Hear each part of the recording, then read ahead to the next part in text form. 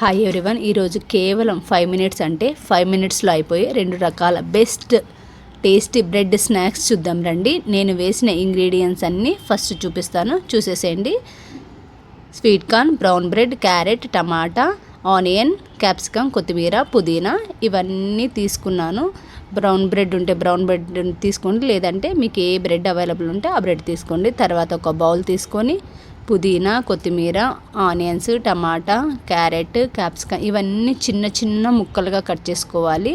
ఎంత వీలైతే అంత చిన్నగా కట్ చేసుకొని ఒక బౌల్లోకి తీసేసుకోవాలి.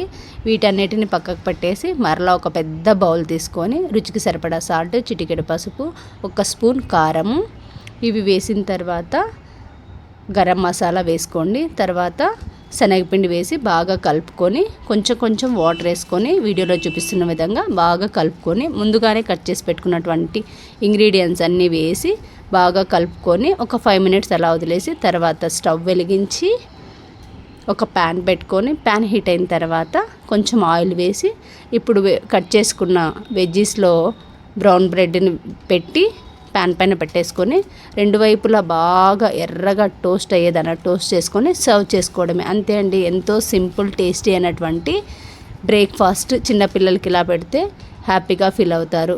వీడియో నచ్చినట్టయితే సబ్స్క్రైబ్